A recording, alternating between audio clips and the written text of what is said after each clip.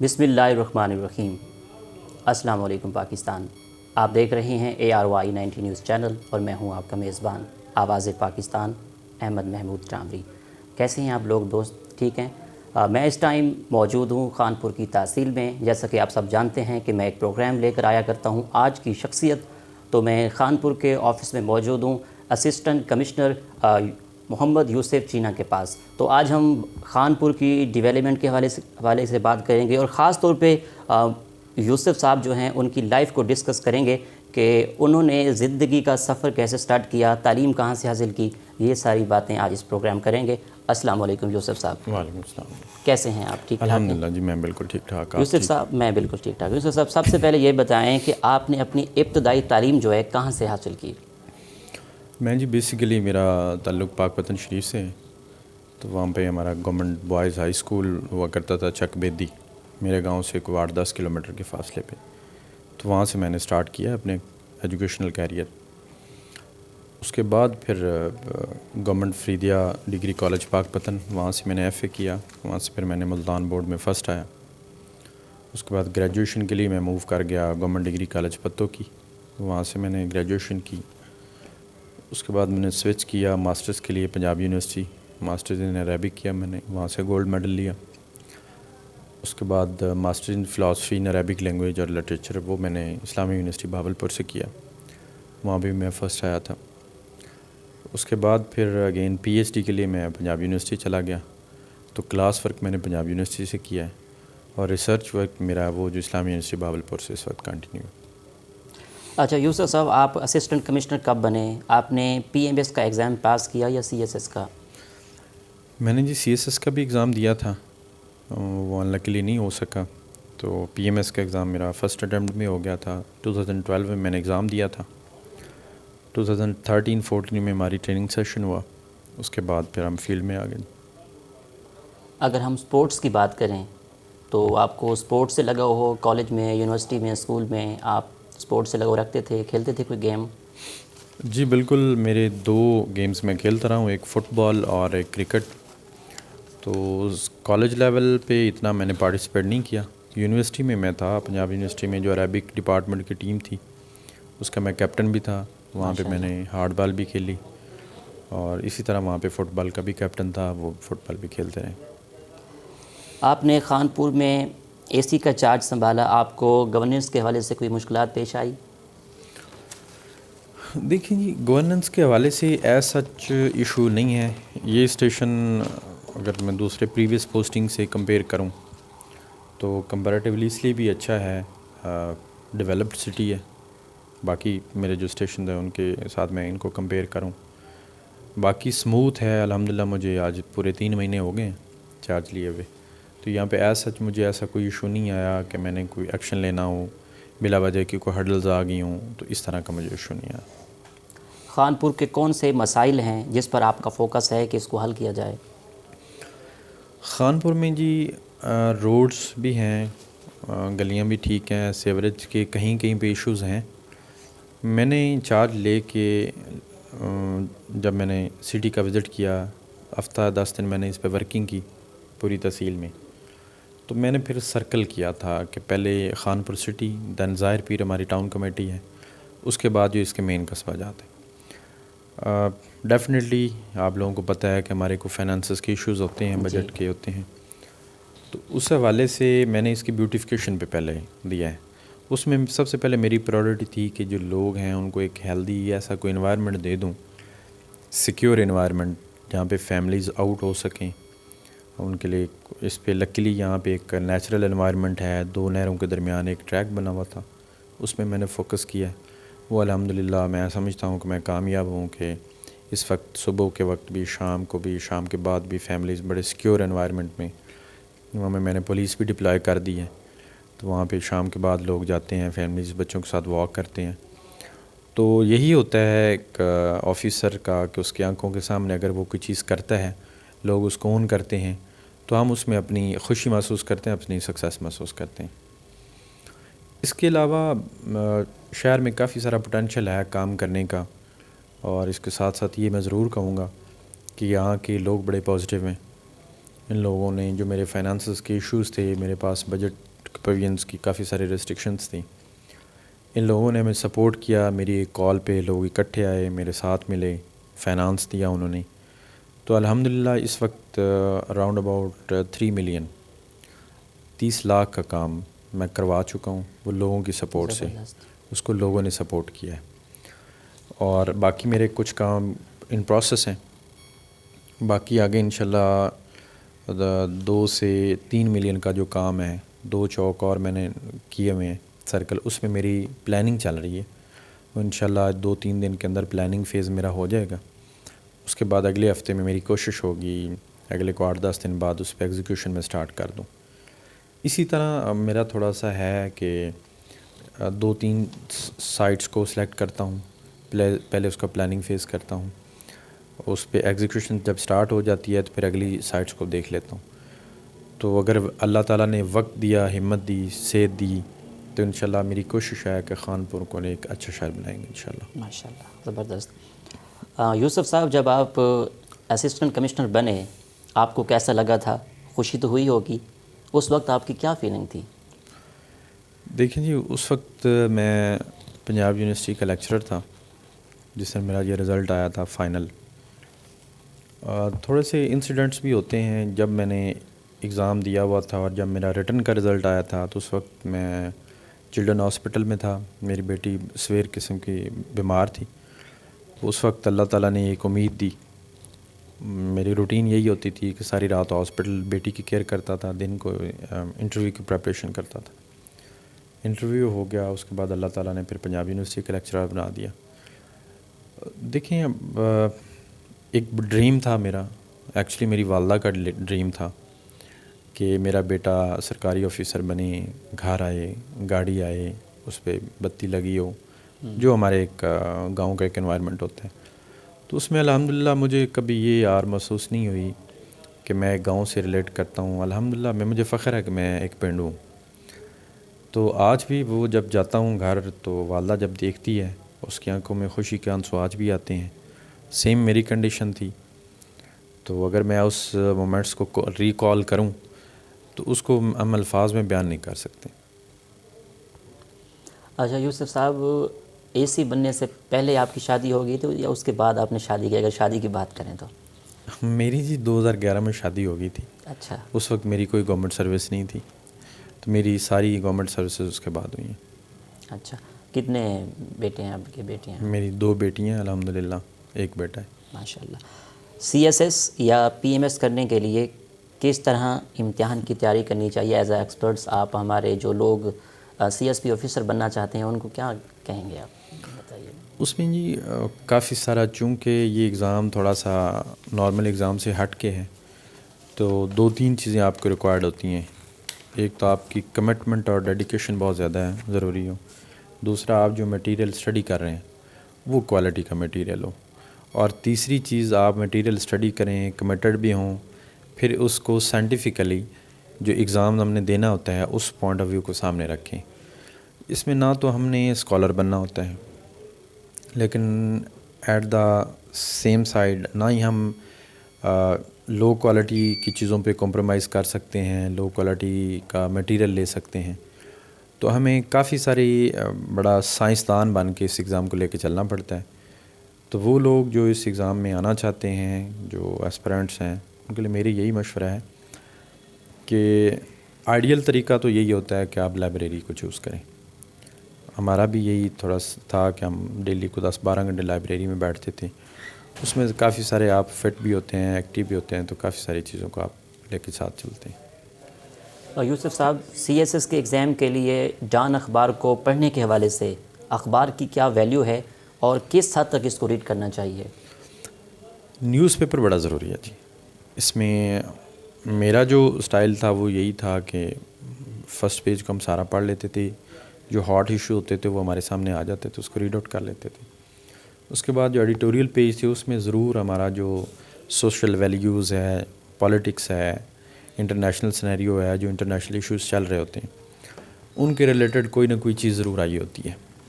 تو ان ایشوز کو جب ہم ایڈیٹوریل پیج سے بنتے ہیں تو ایک تو آپ کو کوالٹی آف لینگویج، آپ کی ووکیبلری بہتر ہو جاتی ہے. پھر آپ کی جو اوپینین ہے اتنا کہ آپ اسٹڈی کر لیتے ہیں کہ آپ کسی چیز پہ اپنی ایک کنسلٹڈ اوپینین دے پاتے ہیں. اور وہی خاص طور پہ 4-5 جو ہمارے کمپٹیشن کے ایگزام میں پیپر ہوتے ہیں وہی میٹر کرتی ہیں کہ آپ کتنا انلائٹنڈ ہیں about international issues, national issues اور لوکل ایشوز. کیونکہ جب ایگزام میں آپ بیٹھے ہوتے ہیں تو کوئی وہاں پہ ایسی چیز نہیں ہوتی جو آپ نے پڑھا ہوتا ہے اور وہی آپ کوڈ کر رہے ہوتے ہیں, رٹا مارا ہوتا ہے. وہاں پہ اسی مومنٹ میں آپ نے سوال کو وہی 30-35 منٹ ہیں اسی میں موڈیفائی کرنا ہے, سوچنا ہے, ہیڈ لائنز لینی ہے, وہیں پہ آپ نے اوپینین بھی دینی ہے اور کنکلوڈ بھی کرنا ہے. تو اس حوالے سے آپ کا اچھا ایکسپوجر ہو, کوالٹی کی لینگویج آپ نے پڑھی ہو, کوالٹی کی ووکیبلری ہو, تو آپ ذرا بہتر طریقے سے وہاں پرفارم کر سکتے ہیں. یوسف صاحب ابھی یہ آپ کے سامنے ڈان نیوز پیپر پڑھی ہوئی ہے, تو جو لوگ ڈان نیوز پیپر پڑھتے ہیں تو اس بارے میں کچھ کہیے. ڈان نیوز پیپر پڑھیں تو اس کا کیا خاص پڑھیں, ایڈیٹوریل پڑھیں, لیٹر ایڈیٹر پڑھیں, کیا پڑھیں؟ اس میں یہ آپ کے انٹرسٹ پہ ڈپینڈ کرتا ہے کہ اگر آپ ورائٹی آف ٹاپکس کو دیکھتے ہیں تو آپ اس کے ایڈیٹوریل پہ چلے جائیں. آپ کے جو مین ٹاپکس ہیں وہ ضرور ایڈیٹوریل پیج میں ڈسکس ہو جاتے ہیں. اگر آپ سپورٹس میں انٹرسٹڈ ہیں تو ادھر آپ چلے جائیں. تو میرا جو انٹرسٹ ہوتا تھا وہ زیادہ انٹرنیشنل ایشوز اور انٹرنیشنل پالیٹکس میں ہوتا تھا, تو میں پھر اس حساب سے اس کو, اور تب سے یہ میری عادت ہے, کوشش ہوتی ہے کہ جتنی مرضی مصروفیت ہو ڈیلی آدھا گھنٹہ, پونا گھنٹہ, 1 گھنٹہ میں ضرور اس نیوز پیپر کو دیتا ہوں. کافی ساری چیزیں ریمائنڈ ہوتی رہتی ہیں, ریکال ہوتی رہتی ہیں, اور in terms of English language یا ہماری جو آفیشیل بعض کا ایسی وکیب آ جاتی ہے وہ یہاں پہ یوز ہو رہی ہوتی ہے, تو وہ یوز کرنے میں آسانی ہو جاتی ہے, پھر الفاظ آپ کو بھولتے نہیں ہیں. اگر خانپور کے لوگوں کی میں بات کروں تو خانپور کے لوگوں کو کیا پیغام دیں گے کہ کسی حوالے سے اگر ان کو کوئی ایشو ہے تو وہ آپ کو رجوع کر سکتے ہیں, آسانی کے ساتھ آپ کو مل سکتے ہیں, کوئی پرابلم تو نہیں ہے ان کو اینی ٹائم؟ جی, میری کوشش یہی ہوتی ہے کہ جتنے بھی لوگ ہیں جن کو کوئی مسئلہ مسائل ہو وہ ڈائریکٹلی ایکسیس کر لیں. بعض اوقات ایسی چیزیں ہوتی ہیں لوگوں کے مسائل فوری حل طلب نہیں ہوتے, لانگ ٹرم ہوتے ہیں. بعض اوقات فوری حل ہونے والے بھی ہوتے ہیں. تو جو لوگ ایکسیس کرنا چاہتے ہیں, اب میں تو حالانکہ میرا ساتھ ہی گھر ہے, میری کوشش ہوتی ہے کہ میں جب ادھر بیٹھا ہوں تو میری گاڑی سامنے کھڑی ہو گیٹ کے, تاکہ کوئی گزرتا ہوا بھی ہے تو اس کو یہ پتہ چلے کہ اس صاحب بیٹھے ہیں, جی, ہمارا کوئی یہ مسئلہ چیز میں نے ہے. بھی آتے ہوئے نوٹ کی. تاکہ میں سامنے بیٹھا ہوں, لوگوں نے مجھ سے کوئی چیز بھی ڈسکس کرنی ہے تو فوری طور پہ ڈسکس کر لیں. نارملی اگر میں ادھر بیٹھا بھی ہوں اور میری گاڑی نہیں کھڑی تو لوگ یہی سمجھتے ہیں کہ اس حساب نہیں بیٹھے ہیں. پھر اس میں نے پورے اپنے 1 ہفتے کا کیلنڈر دیا ہوا ہے. جیسے بدھ اور ہفتہ جو ہے یہ میرے 2 دن فیلڈ ٹور ہوتے ہیں, وہ اسٹاف کو بھی پتہ ہے اور جو لوگ آتے جاتے رہتے ہیں ان کو بھی پتہ ہے کہ یہ 2 دن اس سب اویلیبل نہیں ہوتے. فیلڈ ٹور بھی چونکہ ہم فیلڈ آفیسر ہیں تو ہم نے فرسٹ انفارمیشن کے اوپر ہم نے رسپونڈ کرنا ہوتا ہے, تو اس لیے فیلڈ ٹور اتنے ہی ضروری ہیں جتنا ہم نے آفس میں بیٹھنا ہے. تو اس میں دن میں کوشش کرتا ہوں کہ 2 سے 3 گھنٹے جو لوگ ہیں, جنرل پبلک ہیں, ان کی بات سنیں. بعد میں پھر ہمارے دفتری مسائل ہوتے ہیں ان کو کوشش کرتے ہیں. پھر اسی طرح جمعرات کو میرا کوڈ ڈے ہے, ریونیو میٹرز ہیں, لوگوں کے جو مسئلے مسائل ہوتے ہیں جو ان کو ہیئر کرنا ہوتا ہے آفس میں, وہ جمعرات کے لیے فکس ہے.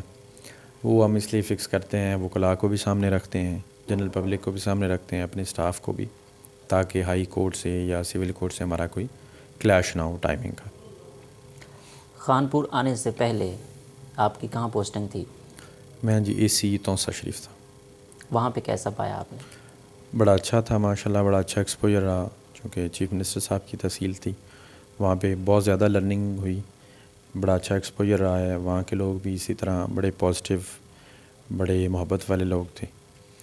تو مین چیز یہی ہوتی ہے کہ جب آپ کہیں سے ٹرانسفر ہو کے جاتے ہیں تو کیا لوگوں کے دلوں میں آپ نے گھر بنائے.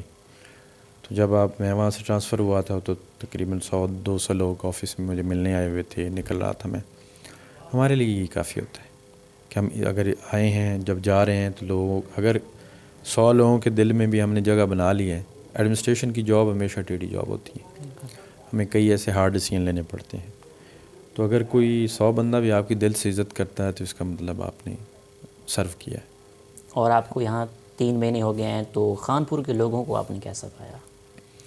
جیسے میں نے پہلے بتایا, خانپور کے لوگ بڑے پازیٹیو بڑے ہیلپ فل اور بڑے کوآپریٹیو ہیں.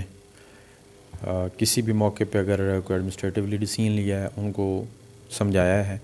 پہلے کوشش میری ہوتی ہے کہ میں ان کو سمجھا دوں، کیونکہ فورس یوز کرنا، ایڈمنسٹریٹیو ڈیسیژن لینا وہ میرا پریروگیٹو ہے، وہ میں کسی وقت بھی لے سکتا ہوں. پہلی کوشش ہوتی ہے لوگوں کو سمجھا دوں کہ اس میں آپ لوگوں کی ہی بہتری ہے. اور جہاں تک میرا خیال ہے کہ ایک آفیسر کہیں بھی پوسٹڈ ہوتا ہے اس کی وہاں پہ پرسنلزم نہیں ہوتی. ہم جو بھی کرتے ہیں یہاں کے لوگوں کی بہتری کے لیے ہی کرتے ہیں، one way or the other way جو بھی ڈیسیژن لیتے ہیں. تو بس یہی لوگوں کو سمجھنے کی ضرورت ہوتی ہے. اور ہمارے پاس جو دو پارٹیز آتی ہیں ان میں سے ہمیشہ ایک غلط ہوتی ہے ایک صحیح ہوتی ہے، اور ہم ایک کو ہی سپورٹ کر سکتے ہوتے ہیں. جی. دوسری پارٹی ہمیشہ اگریوڈ ہوتی ہے. تو میری یہی گزارش ہوتی ہے کہ ان لوگوں کو سمجھنا چاہیے کہ آفیسر جو ادھر بیٹھا وہ ہمیشہ نیوٹرل ہوتا ہے اور آپ لوگوں کی بہتری کے لیے فیصلہ لیتا ہے. اگر ایکشن ریپلے کی بات کریں، جب آپ شہر کا رخ کرتے ہیں، بازاروں میں جاتے ہیں، کوئی اللیگل چیزیں باہر رکھی ہوتی ہیں، لوگوں نے سامان باہر رکھا ہوتا ہے، آپ جرمانہ کرتے ہیں، جرمانہ کر کے آ جاتے ہیں واپس، یا ان کی کنسولنگ بھی کرتے ہیں، مشورہ دیتے ہیں کہ آپ نے یہ نہیں کرنا، نیکسٹ ٹائم جرمانے سے بچنا ہے، اس حوالے سے بتائیے. اس میں جی میرا طریقہ یہ ہے کہ میں ایسے نہیں کرتا کہ آفس میں بیٹھا ہوں، کسی نے کمپلینٹ کیا کہ کسی کے جی برتن باہر پڑے ہیں تو میں باہر نکل کے بھاگ پڑوں. کمپلینٹس کو ہم چیک کرتے ہیں. شہر کا میں نارملی وزٹ بھی کرتا رہتا ہوں. میری تھوڑی سی عادت ہے کہ میں نارملی مغرب کے بعد اپنے سٹاف کسی بندے کے ساتھ بائک پہ نکل جاتا ہوں ماسک واسک لگا کے. ٹھیک ہے. اس سے مجھے فرسٹ ہینڈ انفارمیشن آتی ہے. جہاں سے بار بار کمپلینٹ آ رہی ہوتی ہے خود وزٹ کر لیتا ہوں، کیونکہ اگر میں پلانڈ وزٹ کروں تو چیزیں وہاں پہ اور ہوتی ہیں. جی بالکل. جب سٹاف کے ساتھ پرائیویٹلی اکیلا جا کے وزٹ کرتا ہوں تو پھر فرسٹ ہینڈ انفارمیشن آتی ہے کہ اصل میں ایکچولی ایشو ہے کیا ہے. تو اس میں پہلے میں خود وزٹ کرتا ہوں، پھر سٹاف کو پلاننگ کرواتا ہوں، پھر ایک دن پہلے لوگوں کو وارننگ دیتے ہیں کہ ہم نے یہ آپریشن کرنا ہے، اپنی چیزوں کو ود ان لمٹس کر لیں. کچھ سافٹ انکروچمنٹس ہوتی ہیں جو لوگ وارننگ کے بعد نہیں مانتے، اس کا مطلب ہے انہوں نے ہمیں چیلنج کیا. اور پھر آپ کو پتہ ہے کہ سب سے مضبوط جو وہ ہمیشہ اسٹیٹ ہوتی ہے. بالکل. اس پہ ڈیپینڈ کرتا ہے، اس کو چیزوں کو کنفسکیٹ بھی کرتے ہیں، کچھ لوگوں کو جرمانہ کرتے ہیں، جو جرمانے سے انکاری ہوتے ہیں ان کو ایف آئی آر بھی دیتے ہیں، بعض لوگوں کو پھر خود اریسٹ بھی کرتا ہوں میں. تو مقصد صرف یہ ہوتا ہے کہ جو جنرل پبلک وہاں سے گزر رہی ہے اس کو پریشانی نہ ہو اور آپ کا جو شہر ہے وہ صاف ستھرا اور خوبصورت لگے. یوسف صاحب، اگر ہم قبضہ مافیا کی بات کریں تو ان کے خلاف کوئی کریک ڈاؤن کر رہے ہیں آپ؟ دیکھیے، قبضہ مافیا کے میرے حساب سے دو گروپس ہوتے ہیں. ٹھیک ہے. ایک وہ ہوتا ہے جو چھوٹا موٹا گورنمنٹ کی سڑک ہے وہاں پہ کوئی 5 فٹ بنا لی، کچی مچی کوئی دیوار بنا لی، کوئی گھر بنا لیا، کوئی دکان بنا لی. ایک وہ قبضہ مافیا ہوتے ہیں جو بڑا ٹرکی پلے کرتے ہیں اسٹیٹ لینڈ کے ساتھ. میرا اس پہ بڑا کلیئر ہوں اس حد تک، جو اسٹیٹ لینڈ پہ کوئی قبضہ کرے اس میں میرے پاس زیرو ٹالرنس پالیسی ہے. اس میں فارمیلٹیز میں بھی نہیں جاتا. سمپل چونکہ میں کسٹوڈین ہوں، being collector of the sub division, میں کسٹوڈین ہوں اسٹیٹ لینڈ کا. کوئی پرائیویٹ بندہ رپورٹ کرے یا میرا عملہ رپورٹ کرے، ایون کہ میں نے اپنے اسٹاف کے 2-4 بندوں کو بھی پینلائز کیا ہے جنہوں نے میرے نالج میں تھا لیکن انہوں نے مجھے رپورٹ نہیں کی اور اسٹیٹ لینڈ کا مس یوز ہو رہا تھا. اس حوالے سے تو میری زیرو ٹالرنس پالیسی ہے. دوسرا وہ لوگ ہیں جو پرائیویٹ لوگوں کی زمینوں کے اوپر پرائیویٹ لوگ قبضے کرتے ہیں. وہ اصل میں سول میٹر ہوتے ہیں، سول کورٹ کیسز ہوتے ہیں. اس میں میرے پاس اگر اپلیکیشن آ جائے تو میری کوشش ہوتی ہے وزٹ کر لوں، ان لوگوں کو بلا لوں، اگر ان کی میری تھوڑی سی انٹرونشن اس کا ایشو سیٹل ہو جائیں. چھوٹے موٹے ایشوز ہوتے ہیں کہ جی میرے اس نے 2 لاکھ روپیہ دینے تھے، میں نے اس کے 1 مرلے پہ قبضہ کر لیا، ان کی آپس میں صلح کرا دی. کوشش ہوتی، اور ہمیشہ سے جب سے میں سروس میں آیا ہوں، کہ میرے پاس کوئی بھی بندہ مسئلہ لے کے آتا ہے کوشش ہوتی ہے کہ میں ان کا مسئلہ حل کرواؤں. آپ کو اس سفر میں کن کن مشکلات کا سامنا کرنا پڑا؟ دیکھیں جی، طالب علمی دور میں آپ کو 3 چیزیں فیس کرنی پڑتی ہیں: علت، ذلت، قلت. بیماری ہے، فائنانس کے ایشوز آتے ہیں، پھر آپ کو سفر کرنے پڑتے ہیں. وہ تینوں چیزوں کو میں نے فیس کیا. لیکن جو اللہ تعالیٰ نے یہ کامیابی دی ہے، اگر اس کو میں سامنے رکھوں تو پچھلی تکلیفیں بھول گئے ہیں. باقی سفر میں جب بندہ نکلا تکلیفیں ہوتی ہیں ہمیشہ. آپ کی کامیابی کے سفر میں اساتذہ کا کتنا رول ہے؟ دیکھیں جی، سارا رول یہ اساتذہ کا ہے. مجھے ہمیشہ سے اچھے ٹیچر ملے ہیں. جی خاص طور پہ میں اگر تیسری کلاس سے بات کروں تو میرے استاد ریاض صاحب ہوتے تھے. ماشاء ان کا بڑا نام تھا، انہوں نے مجھے بڑا چلایا. اللہ. اچھا. 4th 5th کی بات کروں تو میرے استاد اسلم صاحب ہوتے تھے پرائمری میں. اور 6th 7th 8th تک بات کروں تو ذوالفقار صاحب ہوتے تھے اور امجد صاحب ہوتے تھے. ان سے میں اب بھی گاؤں جاؤں تو ضرور ملتا ہوں. انہوں نے میری انگلش اور میتھ بڑی ٹھیک کروائی تھی. ماشاء اللہ. 9th 10th کی بات کروں تو میرے استاد ظفر صاحب ہوتے تھے، انہوں نے بڑا رول پلے کیا. ماشاء اللہ. اگر میں ایف اے کی بات کروں تو ڈاکٹر رحمت علی شاد صاحب ہوتے تھے کالج میں، انہوں نے، اور پروفیسر عبدالحمید صاحب پاک پتن، انہوں نے بڑا رول پلے کیا تھا. اگر بی اے کی بات کروں تو میرے استاد تھے سعید الازری صاحب، انہوں نے ازہر یونیورسٹی سے پی ایچ ڈی کی ہوئی تھی. انہوں نے بڑا رول پلے کیا میری لائف میں. اور اگر میں ماسٹرز کی بات کروں تو میرے پروفیسر ملک صاحب تھے، خالق داد ملک صاحب پنجاب یونیورسٹی کے. انہوں نے بڑا رول پلے کیا تھا، بڑا پالش کیا تھا. ایم فل کی بات کروں تو ڈاکٹر سلیم طارق صاحب ہوتے تھے، وہ ڈین بھی رہے تھے ہمارے اسلامی یونیورسٹی بہاولپور کے. اچھا. انہوں نے مجھے سپورٹ بھی بڑا کیا تھا اور پالش بھی بڑا کیا تھا. اسی طرح میڈم راہیلہ صاحبہ تھیں، وہ چیئر پرسن ہیں عربک ڈپارٹمنٹ کی، انہوں نے بڑا مجھے سپورٹ کیا تھا. اور استادی شاگردی کا سفر بھی کنٹینیو ہے. اس کے بعد بیوروکریسی میں آ گئے ہیں، یہاں پہ بھی استاد بھی ملے، وہ اب بھی مجھے گائیڈ کرتے رہتے ہیں. اور اس سفر میں دوستوں کا کتنا ساتھ رہا؟ دوستوں کا جی بڑا ساتھ رہا ہے. اچھا. دوست کندھے سے کندھا ملا کے کھڑے رہے ہیں. تو یہ خاص طور پہ اگر کمپٹیشن کی میں بات کروں تو قمر صاحب ہوتے تھے اور عرفان صاحب تھے بہاولپور سے. اس وقت ہمارا پیک کا ٹائم تھا جب ہم اس پریپریشن کر رہے تھے، ایک ہی باس کے مسافر تھے. تو انہوں نے بڑا ساتھ دیا، دن رات اکٹھے پڑھتے بھی رہے. پھر چونکہ میں پردیسی ہوتا تھا، وہ لوکل تھے بہاولپور سے، تو کبھی بھی کوئی ایشو ہوتا تو میں ان سے ڈسکس کر لیتا تھا. اسسٹنٹ کمشنر کے پاس کتنے اختیارات ہوتے ہیں؟ دیکھیں جی، جو سول ایڈمنسٹریشن ایکٹ ہے اس کے تحت آپ جتنے بھی پروونشل ڈپارٹمنٹ اور جو آپریشن ہوتے ہیں یہ تحصیل لیول پہ، ان کی انسپیکشنز، ان کو وزٹ کرنا، ان کے بارے میں رپورٹ کرنا، یہ اسسٹنٹ کمشنر کی اتھارٹی ہے.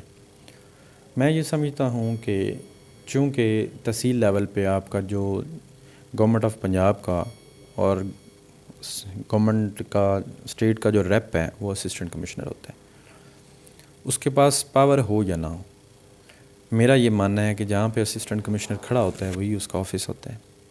جو لوگ اس سے ملتے ہیں وہی اس کے سائل ہوتے ہیں، جو وہاں پہ وہ زبان سے نکالتا ہے وہی اس کے فیصلے ہوتے ہیں. کیونکہ ایٹ دا سیم ٹائم آپ جج بھی ہیں، آپ کے پاس ریونیو کورٹس آتی ہیں، آپ ایک سالس بھی ہیں، آپ نمبردار بھی ہیں، کیونکہ لوگوں کے مسئلے مسائل آپ کے پاس آتے ہیں. چیئرمین ثالثی کونسل بھی ہیں آپ کے پاس، لوگوں کے شادی نکاح کی اس طرح کے مسئلے مسائل بھی آپ کے پاس آتے ہیں. تو یہ اب ڈیپینڈ کرتا ہے اس شخصیت پہ جو اس چیئر پہ بیٹھی ہے کہ وہ اس چیئر کو، اس اتھارٹی کو کیسے لے کے چلتا ہے. تو اختیارات میں کوئی کمی نہیں ہے، اختیارات گورنمنٹ نے بہت دیے ہیں، اب ان کو یوٹیلائز کیسے کرنا ہے وہ ڈیپینڈ کرتا ہے اس چیئر پہ بیٹھے ہوئے بندے پہ.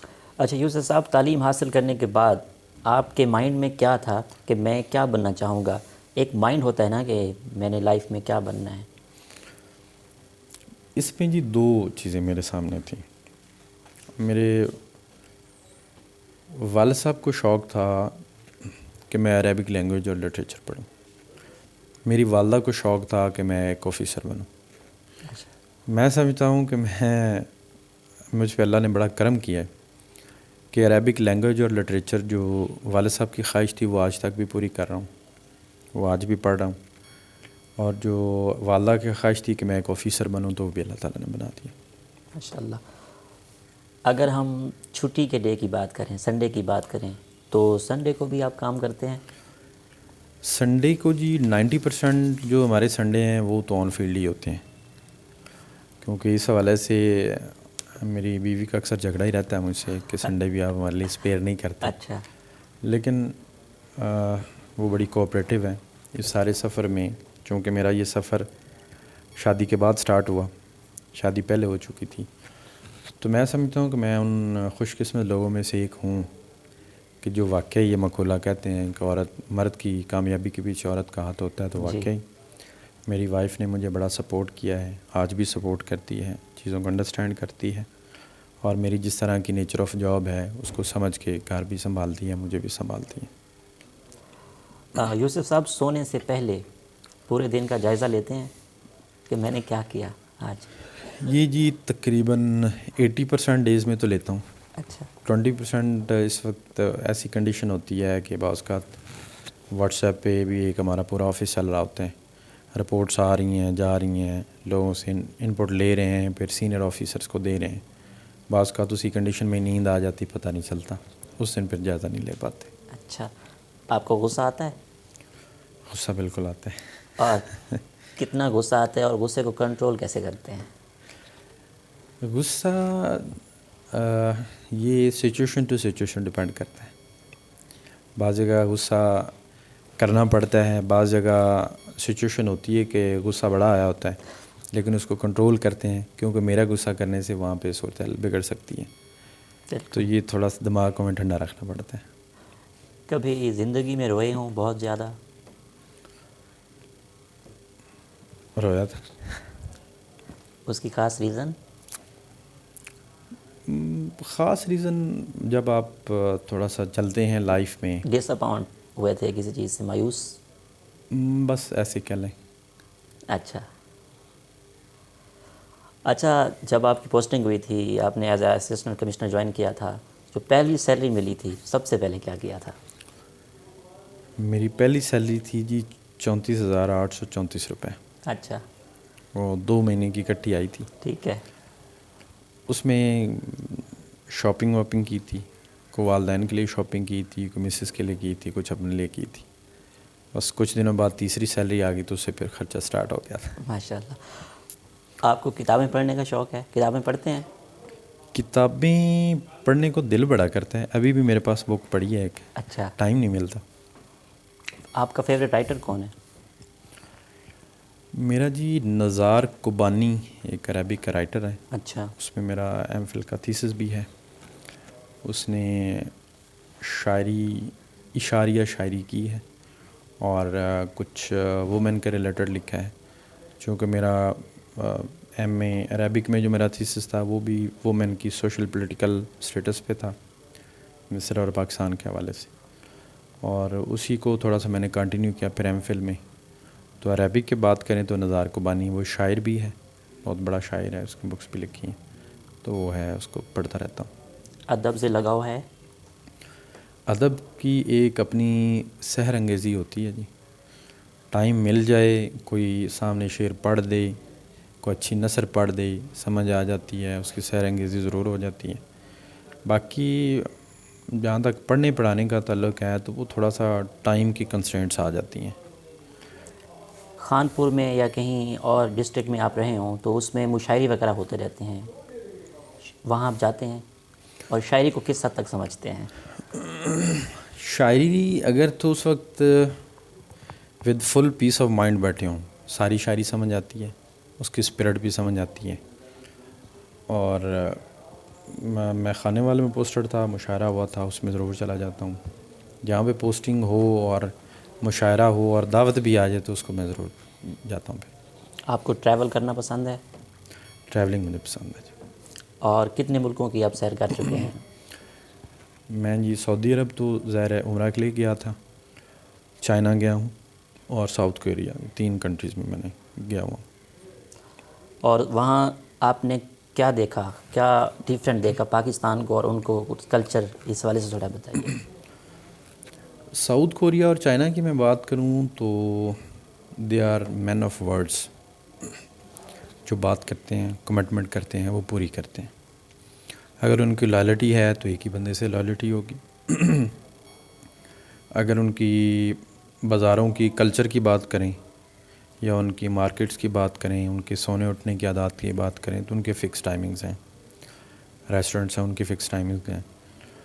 تو ہمارے ہاں تھوڑا سا ہم ایزی لوگ ہیں، سپوز اگر ہم نے کہہ دیا کہ آج ہم آپ کے پاس 8 بجے آئیں گے تو ہم نارملی 8:30 9 بجے پہنچتے ہیں، ادھر ایسا نہیں ہے، ایسا نہیں ہے، ادھر 5 منٹ پہلے پہنچے ہوتے ہیں۔ صحیح ہے۔